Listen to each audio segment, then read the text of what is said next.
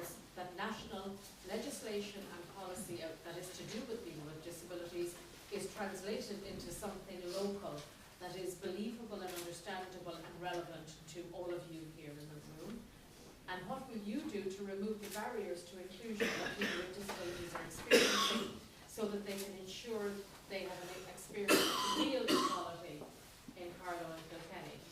So basically, the question is about national policy and legislation, and it was referred to several times during the candidates' replies beforehand, but to make those tangible at local level, and then what the barriers are that may militate against people with disabilities being able to access those services, goods, and indeed the promises, thank you very much, PJ, for people with disabilities. So again, I'll throw it open and I'll take as they would like to reply. Am I taking it, Malcolm, that you would like to? Yeah, I'd be happy yes? to. Yeah, thank you. Okay. Thanks.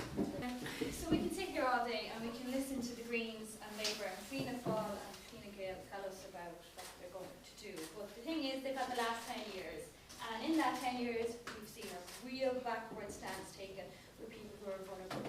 Okay, you've had the chance, guys, and you haven't been up to good, so it's back up to the right now. We have to take charge and decide what's best for us. So it is local governments making the things. You have to get DFI members on the board with the enterprise, because there's a huge lack of employment of people with disabilities. And I do think that is perhaps a biasm or just a lack of understanding against people with disabilities. Like my friend who I mentioned, my campaign manager has MS.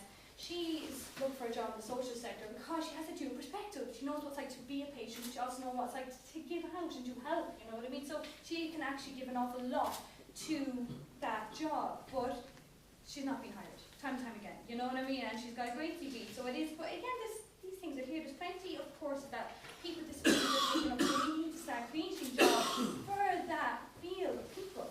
And we need to appeal to it. So DFI, your local government, we all need to get together. We need to start saying, okay, what do we need to do?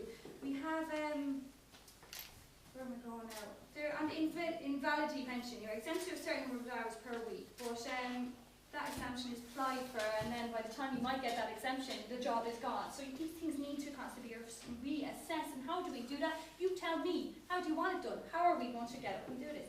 You also have education. I mean, there's huge divides here in people with disabilities in second education compared to those without disabilities, and third level education, because you can't actually get a grant for a part-time course, which an awful lot of disabled people might need as a part-time course for third level education. So that should be introduced by all means. That's very simple, and it opens up these doors to people. You need SNAs. If a child with a disability is in school, I mean, he or she just joins the queue of the general resources. No, they actually do need a special bit of treatment, and that should be allocated to them. So these are things that need to get done. So we have to do it, and we have got to get up ourselves now. Oh, sorry. I always do that. Granny's doing it now. This is it, okay? So we are going to do this. We are going to take down the barriers, okay? DFI members and so on, we need to get involved and start making policies that are best